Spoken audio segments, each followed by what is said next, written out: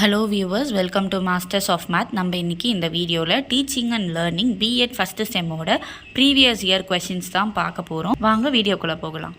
First யூனிட்டை பொறுத்த வரைக்கும் லேர்னிங், அதுக்கப்புறம் டீச்சிங் பற்றி ஜென்ரலான வியூஸ் கொடுத்துருப்பாங்க. லேர்னிங்கில் வந்து செல்ஃப் லேர்னிங், ஆக்டிவ் லேர்னிங் சொல்லிட்டு 2 டாபிக்ஸ் இருக்கும்.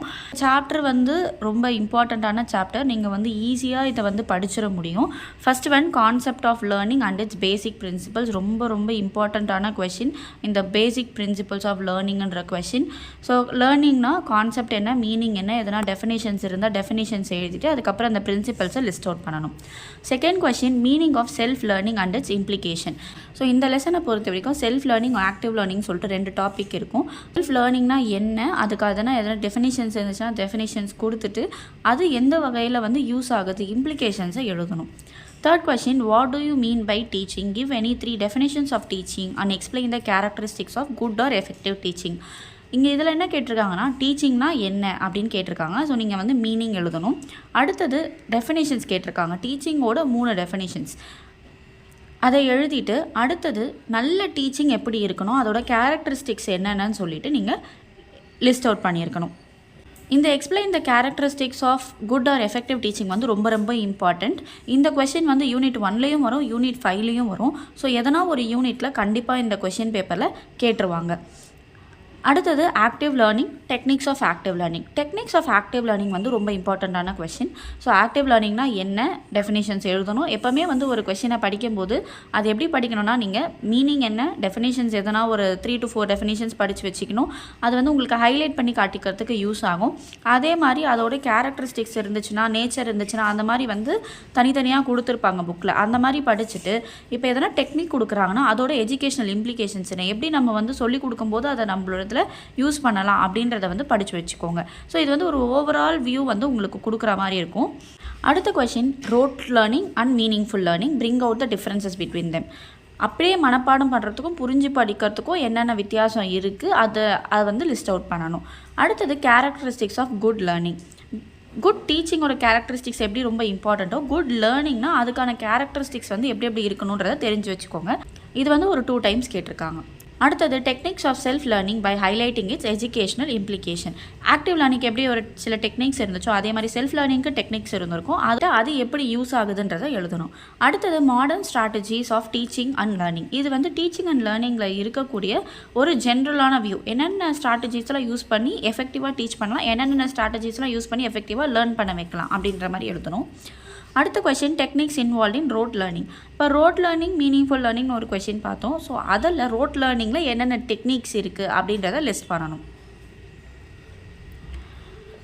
Analyse the changing nature of teaching and learning in the present day context. இப்போ டீச்சிங்க்கு தனியாக ஒரு நேச்சர் கொடுத்துருப்பாங்க, லேர்னிங்க்கு தனியாக ஒரு நேச்சர் கொடுத்துருப்பாங்க. அதை இப்போ கரண்ட் டே சினாரியோ வச்சு எப்படியெல்லாம் மாறிக்கிட்டு வருது அப்படின்றத எழுதணும். இது வந்து ஒரு ஓனான கொஷின் தான். புக்கில் வந்து டைரெக்டாக இதில் வந்து கண்டென்ட் கொடுத்துருக்க மாட்டாங்க. அடுத்தது, learning happens with students engagement in active learning process justify.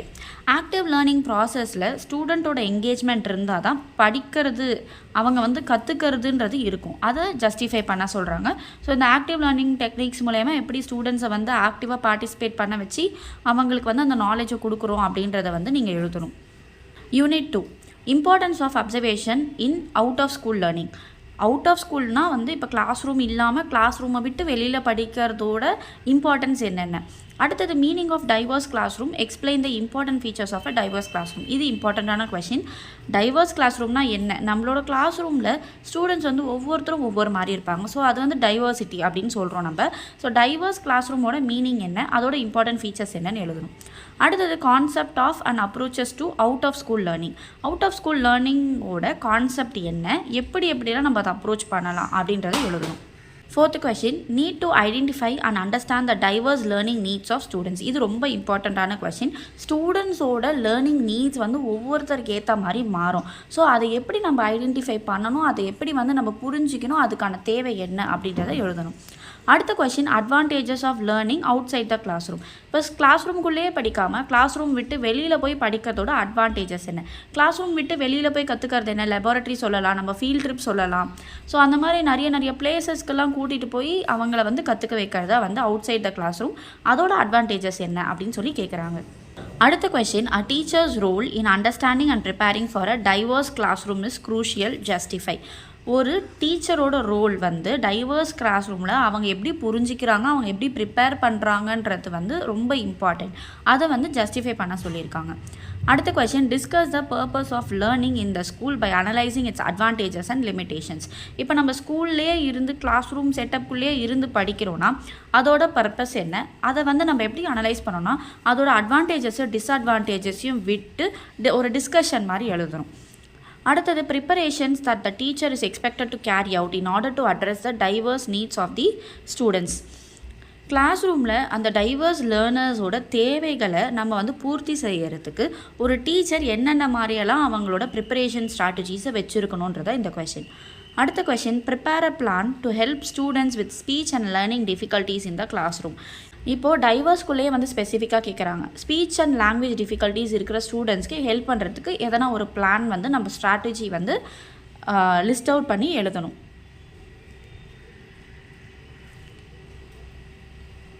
Unit 3, nature of learning process as per the constructivist theory. இந்த சாப்டர் வந்து கன்ஸ்ட்ரக்டிவிஸ்ட் தியரி ரொம்ப இம்பார்ட்டண்ட். ஸோ கன்ஸ்ட்ரக்டிவிஸ்ட் தியரியை பொறுத்த மாட்டில் லேர்னிங் ப்ராசஸோட நேச்சர் என்ன அப்படின்னு சொல்லிட்டு லிஸ்ட் பண்ணணும். Next question, characteristics of student center teaching and its advantages. ஸ்டூடெண்ட்ஸை மையமாக வச்சு டீச் பண்ணுறதோட கேரக்டரிஸ்டிக்ஸ் என்னென்ன, அதோட அட்வான்டேஜஸ் என்னென்ன அப்படின்னு சொல்லிட்டு லிஸ்ட் பண்ணணும். இது ஒரு இம்பார்ட்டண்ட்டான question. Concept of constructivism and describe the pedagogical approaches of teaching.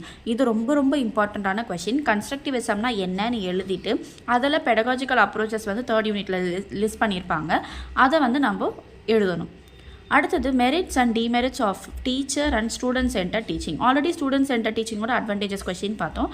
இப்போ இது வந்து teacher centered as well as student center டீச்சிங்கோட மெரிட்ஸ் அண்ட் டிமெரிட்ஸை எடுத்து எழுதணும். இந்த மாதிரி வந்து 10 மார்க்ஸில் கேட்கறதுக்கு வாய்ப்பு இருக்குது. தனித்தனியாக கேட்டால் 5 மார்க்ஸில் கேட்பாங்க. Justify why teacher-centered learning is still in practice by highlighting its advantages and limitations. ஏன் இப்போ வரைக்குமே டீச்சர் சென்டர்ட் லேர்னிங் வந்து ப்ராக்டிஸில் இருக்குது, அது எந்த வகையில் உதவுது, அது எந்த வகையில் டிஸ்அட்வான்டேஜஸாக இருக்குது அப்படின்னு சொல்லிட்டு எழுதணும். அடுத்தது, கேரக்டரிஸ்டிக்ஸ் ஆஃப் லேர்னர் என்ன கன்ஸ்ட்ரக்டிவிஸ்ட் கிளாஸ் ரூம். இது ரொம்ப இம்பார்ட்டண்டான 5 மார்க் கொஸ்டின். கன்ஸ்ட்ரக்டிவிஸ்ட் கிளாஸ் ரூமில் லேர்னரோட கேரக்டரிஸ்டிக்ஸ் என்னன்னு கேட்குறாங்க. அடுத்தது, nature of constructivist learner. Characteristics வேறு, நேச்சர் வேறு. ஸோ நேச்சர் ஆஃப் கன்ஸ்ட்ரக்டிவிஸ்ட் லேர்னர்ஸை வந்து எழுதணும். இது ஒரு இம்பார்ட்டண்டான 5 mark question. Difference between traditional and constructivist classroom. Traditional classroom எப்படி இருக்கும், கன்ஸ்ட்ரக்டிவிஸ்ட் கிளாஸ் ரூம் எப்படி இருக்கும்னு சொல்லி நம்ம டிஃப்ரென்ஷியேட் பண்ணி எழுதணும். இது 10 மார்க் கொஸ்டின். யூனிட் 4. இந்த யூனிட்டை பொறுத்த வரைக்கும் நிறைய மாடல்ஸ் ஆஃப் டீச்சிங் கொடுத்துருப்பாங்க. ஸோ எல்லா மாடல்ஸுமே இம்பார்ட்டன்ட். இது வரைக்கும் நம்மளுக்கு எக்ஸாமில் கேட்ட மாடல்ஸ் தான் நான் லிஸ்ட் பண்ணியிருக்கேன். First one, John Locke's impression model of teaching.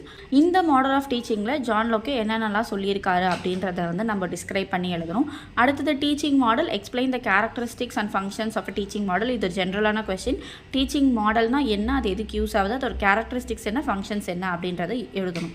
அடுத்தது, explain Immanuel Kant's rule model of teaching. ரொம்ப இம்பார்ட்டண்ட்டான கொஸ்டின். அடுத்த கொஸ்டின் பார்த்தீங்கன்னா Plato's insight model of teaching. இந்த 2 கொஸ்டினையும் சேர்த்து 10 மார்க்லேயும் கேட்கலாம், இல்லை தனித்தனியாக கொடுத்து 5 மார்க்லேயும் கேட்கலாம். ஸோ இந்த இமானுவல் கன்ட் ரூலும் பிளாட்டோஸ் இன்சைட் மாடலும் ரொம்ப இம்பார்ட்டன்ட், ரிப்பீட்டடாக கேட்டுக்கிட்டே இருக்கக்கூடிய கொஸ்டின். அடுத்தது, computer based teaching model of Daniel Davis and Stolurow. So Daniel Davis and Stolurow சொன்ன கம்ப்யூட்டர் பேஸ்ட் டீச்சிங் மாடலை பற்றி நம்ம எழுதணும். Flanders classroom interaction model by highlighting each of its components with illustrations. So இந்த கொஸ்டினில் என்ன சொல்கிறாங்கன்னா, ஃப்ளாண்டர்ஸோட கிளாஸ் ரூம் இன்ட்ராக்ஷன் மாடலை பற்றி நம்ம எழுதிட்டு அது எக்ஸாம்பிள்ஸோட அந்த காம்பனன்ஸை எக்ஸ்பிளைன் பண்ணணும்னு சொல்லியிருக்காங்க. அடுத்தது, general view of the information processing model and social interaction model. So இந்த இன்ஃபர்மேஷன் ப்ராசஸிங் மாடலும் சரி, சோஷியல் இன்ட்ராக்ஷன் மாடலும் சரி 5 மார்க்ஸில் கேட்கறதுக்கான நிறைய பாசிபிலிட்டிஸ் இருக்குது. தனியாக கேட்பாங்க. இன்ஃபர்மேஷன் ப்ராசஸிங் மாடல்னால் என்ன, சோஷியல் இன்ட்ராக்ஷன் மாடல்னால் என்ன, ஒன்றாவும் சேர்த்து 10 மார்க்கில் கேட்பாங்க. அடுத்த question, significance of personal models in organising teaching. டீச்சிங்கில் பர்சனல் மாடல்ஸோட இம்பார்ட்டன்ஸ் என்ன அப்படின்னு கேட்குறாங்க. இது வரைக்கும் ஒரு வாட்டி கேட்டிருக்காங்க. Next, basic teaching model by Robert Glaser. இது இம்பார்ட்டண்ட்டான கொஸ்டின். எப்படி நம்ம பிளாட்டோ அண்ட் இமானுவல் கண்டோட மாடல் பார்த்தோமோ அதே மாதிரி இந்த மாடலும் இம்பார்ட்டன்ட். இதில் பேசிக் டீச்சிங் மாடல் பற்றி என்னென்ன சொல்லியிருக்காரு அப்படின்றத நீங்கள் எழுதணும். ஸோ இந்த கொஸ்டினை மிஸ் பண்ணுறாதீங்க. Significant features of information processing model. Already நம்ம இன்ஃபர்மேஷன் ப்ராசஸிங்கும் சோஷியல் இன்ட்ராக்ஷனும் இம்பார்ட்டன்ட்னு பார்த்தோம். ஸோ அதோட சிக்னிஃபிகண்ட் ஃபீச்சர்ஸ் என்ன, எஜுகேஷனல் இம்ப்ளிகேஷன்ஸ் என்னன்னு சொல்லி பார்த்து வச்சுக்கோங்க. இந்த மாதிரி இன்னொன்று இருக்குது, பிஹேவியர் மாடிஃபிகேஷன் மாடலும் இருக்குது, அதையும் சேர்த்து பார்த்துக்கோங்க. Last teaching model various elements of teaching model with reference to mastery. இப்போ டீச்சிங் மாடல் நான் இதே மாதிரி கொஸ்டின் நம்ம முன்னாடியே பார்த்தோம். ஸோ வந்து வேர்ட்ஸில் வந்து மாற்றி கொடுப்பாங்க. ஒரே மீனிங் தான் இருக்கும், ஆனால் வேர்ட்ஸ் மட்டும் எப்படி கொடுத்துருப்பாங்கன்னா கொஞ்சம் ட்விஸ்டடாக கொடுத்துருப்பாங்க. நம்மளுக்கு பார்த்தோன்னா ஐயோ என்னது நம்ம படிக்காத கொஸ்டின் மாதிரி இருக்கேன்னு தோணும். ஆனால் நீங்கள் நல்லா அந்த வேர்ட்ஸ் வந்து டீகோட் பண்ணி பார்த்தீங்கன்னா உங்களால் ஈஸியாக எழுதிட முடியும். இதில் என்ன கேட்டிருக்காங்க, டீச்சிங் மாடல் கேட்டிருக்காங்க. டீச்சிங் மாடலில் என்னென்ன எலமெண்ட்ஸ் இருக்குது அப்படின்னு சொல்லி கேட்டிருக்காங்க. அவ்வளோதானே தவிர இதில் வந்து ரொம்ப பெரிய கொஸ்டின் எதுவும் கிடையாது. யூனிட் 5. ஸோ கண்டெம்பரரி இந்தியன் எஜுகேஷனில் ஒரு சிலது வந்து ரொம்ப இம்பார்ட்டன்ட் அப்படின்னு சொல்லி நான் சொல்லியிருந்திருப்பேன். அந்த வீடியோஸ் எல்லாம் நான் கீழே டேக் பண்ணுறேன், பார்த்துக்கோங்க. ஸோ இந்த யூனிட் 5லையும் அதே மாதிரி தான் நேஷனல் எஜுகேஷன் பாலிசி இம்பார்ட்டன்ட், அதே மாதிரி right to education act important. ஒன்று 5 மார்க்ஸில் கேட்பாங்க, இல்லை 10 மார்க்ஸில் கேட்பாங்க. ஸோ மாற்றி இந்த கொஸ்டின்ஸ் இருந்துகிட்டே தான் இருக்கும். First question, important recommendation of national education policy 1968. 1968 கொண்டு வந்த நேஷனல் எஜுகேஷன் பாலிசியில் என்னென்ன இம்பார்ட்டன்ட் ரெக்கமெண்டேஷன்ஸ் இருந்துச்சுன்னு சொல்லிட்டு எழுதணும்.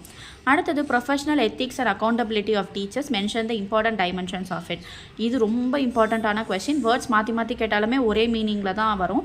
Professional ethics and accountability of teachers வந்து எப்படி அவங்களோட ப்ரொஃபஷனல் இன்டெகிரிட்டியை மெயின்டைன் பண்ணணும், அவங்களோட ஆக்ஷன்ஸ்க்கு எப்படி அக்கௌண்டபிலிட்டி எடுத்துக்கணும் அப்படின்றதோட இம்பார்ட்டண்ட்டான திங்ஸ் தான் இதில் மென்ஷன் பண்ணணும். அதே மாதிரி அதோட டைமென்ஷன்ஸ் என்ன அப்படின்னு கேட்டிருக்காங்க. அடுத்தது important recommendations of RT act 2009. 2009 வந்த ஸோ ஆர்டி ஆக்ட் 2009ஓட இம்பார்ட்டன்ட் ரெக்கமெண்டேஷன்ஸ் எழுதணும். அடுத்த question, write notes on professional attitude of teachers and reflective practices in teaching. இது ரிப்பீட்டடாக கேட்கக்கூடிய 10 மார்க் கொஸ்டின். ஸோ இந்த யூனிட் 5 பொறுத்த வரைக்குமே நீங்கள் எந்த கொஸ்டினுமே ஸ்கிப் பண்ண முடியாது. ஸ்கிப் பண்ணலை, நீங்கள் இந்த சாப்டர் படிச்சிட்டீங்க அப்படின்னாலே கண்டிப்பாக ஒரு 5 மார்க்கும் ஒரு 10 மார்க்கும் 15 மார்க்ஸ்க்கு நீங்கள் அட்டன் பண்ணிடலாம். அதே மாதிரி நம்மளுக்கு 1 மார்க்லேயுமே வந்து ஒரு கொஸ்டின் யூனிட் 5லேருந்து வரும். இது மட்டுமே வந்து உங்களுக்கு 16 மார்க்ஸ் வந்துடும். ஸோ இந்த மாதிரி கால்குலேட் பண்ணி படிச்சிங்கன்னா உங்களுக்கு ரொம்ப ஈஸியாக இருக்கும். எப்போவுமே சொல்கிறது தான், ப்ரெசன்டேஷன் வந்து ரொம்ப இம்பார்ட்டன்ட் பாயிண்ட்ஸ் எல்லாம் வந்து கலர் பெனில் எழுதுங்க, பாக்ஸ் போட்டு எழுதுங்க, ஹைலைட் பண்ணுங்கள். ஒரு 10 மார்க் எழுதுறீங்க அப்படின்னா நீ வந்து இன்ட்ரொடக்ஷன் எழுதுங்க, சப்ஹெட்டிங்ஸ் போடுங்க. நம்மள வந்து சினாப்சிஸ்ன்னு சொல்லிட்டு நம்ம இங்கிலீஷ் படிக்கும் போதெல்லாம் சினாப்சிஸ் எழுதுவோம். அந்த மாதிரி சினாப்சிஸ் போட்டு எழுதுனீங்கன்னா பார்க்க அழகாக இருக்கும், பேஜ் கவர் ஆகும். ஸோ இந்த கொஸ்டினில் டீச்சர்ஸோட ப்ரொஃபஷனல் ஆட்டிடியூட் எப்படி இருக்கணும், அதே மாதிரி டீச்சிங்கில் ரிஃப்ளெக்டிவ் ப்ராக்டிசஸ்னால் என்ன அப்படின்னு சொல்லிட்டு எழுதணும். அடுத்தது recommendations of NPE-RT act in relation to teachers professional ethics and accountability. இப்போ நார்மலாக ரெக்கமெண்டேஷன்ஸ் தனித்தனியாக கேட்பாங்க. இப்போ பர்டிகுலராக இந்த நேஷ்னல் எஜுகேஷன் பாலிசியும் ரைட் டு எஜுகேஷன் ஆக்டும் டீச்சர்ஸோட ப்ரொஃபஷனல் எத்திக்ஸ் அண்ட் அக்கௌண்டபிலிட்டி சம்மந்தமாக என்னென்ன ரெக்கமெண்டேஷன்ஸ் கொடுத்துருக்காங்க அப்படின்றத இந்த கொஸ்டின். அடுத்தது, concept of professional development of teachers and the programmes offered for professional development. Professional development, இப்போ நம்ம வந்து B.ED முடிச்சுட்டு டீச்சிங் ஃபீல்டுக்குள்ளே போகிறோம். ஸோ ப்ரொஃபஷனல் டெவலப்மெண்ட்டுன்றது நம்மளுக்கு வந்து அதோட முடிஞ்சிருமானா கிடையாது. ஸோ அதுக்கப்புறம் நம்ம என்னென்னலாம் லேர்ன் பண்ண போகிறோம். நம்ம இந்த B.ED முடிக்கும் போதே வந்து ஸ்வயம் கோர்ஸ் எல்லாம் பண்ணுவாங்க. அந்த ஸ்வயம் கோர்ஸ் எல்லாமே ஒரு பார்ட் ஆஃப் ப்ரொஃபஷனல் டெவலப்மெண்ட் தான். ஸோ அதையும் நம்ம வந்து இதில் ஹைலைட் பண்ணி எழுதலாம். அதே மாதிரி ப்ரொஃபஷனல் டெவலப்மெண்ட், இப்போ நம்ம B.ED முடிச்சு உள்ளே போகிறப்போ நம்மளுக்கு அதுக்கப்புறம் என்னென்ன ப்ரொஃபஷனல் டெவலப்மெண்ட் கோர்சஸ்லாம் கொடுக்குறாங்க, என்னென்ன ப்ரோக்ராம்ஸ்லாம் அவைலபிளாக இருக்குன்றதை லிஸ்ட் பண்ணி எழுதணும். அடுத்தது, need for continuous professional development of teachers by analysing importance for maintaining subject integrity and teaching competency. ஒரு டீச்சர்னால் நம்ம படிச்சுட்டோம், B.ED முடிச்சிட்டோம், அவ்வளோதான் அப்படின்னு நினச்சிட்டு நம்மளால் போக முடியாது. ஸோ கண்டினியூஸாக நம்மளை வந்து ப்ரொஃபஷனல் டெவலப் பண்ணிக்கணும். அதோட தேவைகள் என்ன, இம்பார்ட்டன்ஸ் என்ன அப்படின்னு சொல்லிட்டு இதில் எழுதணும். Key features of NEP 2020 and RTE 2009 with regard to teacher education and school education. Already டீச்சரை பொறுத்த வரைக்கும் அவங்க என்னென்ன ரெக்கமெண்டேஷன்ஸ் கொடுத்துருக்காங்கன்றதை நம்ம பார்க்குறோம். அதே மாதிரி இதில் கீ ஃபீச்சர்ஸ் என்ன அப்படின்னு சொல்லிட்டு எழுதணும். ஸ்டூடெண்ட்ஸ்க்காக என்ன சொல்லியிருக்காங்க, டீச்சர்ஸ்க்காக என்ன சொல்லியிருக்காங்க, தனித்தனியாக வந்து லிஸ்ட் அவுட் பண்ணணும். Last question, nature and characteristics of teaching, characteristics of good teaching. நம்ம ஃபஸ்ட்டு யூனிட்லேயே பார்த்தோம் characteristics of good or effective teaching ரிப்பீட்டடாக கேட்பாங்கன்னு சொல்லிட்டு. ஸோ அந்த இம்பார்ட்டண்ட்டான கொஸ்டின் தான். டீச்சிங்னா என்ன, அதோட நேச்சர் என்ன, கேரக்டரிஸ்டிக்ஸ் என்ன, அதே மாதிரி குட் டீச்சிங்னா அது எப்படிலாம் இருக்கணும் அப்படின்றத லிஸ்ட் பண்ணி எழுதணும். இம்பார்ட்டண்ட்டான கொஸ்டின் எதர் யூனிட் 1ல் கேட்பாங்க, இல்லை யூனிட் 5ல் கேட்பாங்க. ஸோ இந்த வீடியோ வந்து உங்களுக்கு யூஸ்ஃபுல்லாக இருக்கும்னு நம்புகிறேன். பிடிச்சிருந்துச்சுன்னா லைக் பண்ணுங்கள், ஷேர் பண்ணுங்கள், மறக்காமல் கமெண்ட் பண்ணுங்கள். அடுத்தடுத்த வீடியோஸ் நான் போடுறேன். ஃபஸ்ட் டைம் பார்க்குறவங்களா இருந்தால் சப்ஸ்கிரைப் பண்ணிக்கோங்க, பெல் ஐக்கானை கிளிக் பண்ணுங்கள். Thank you viewers.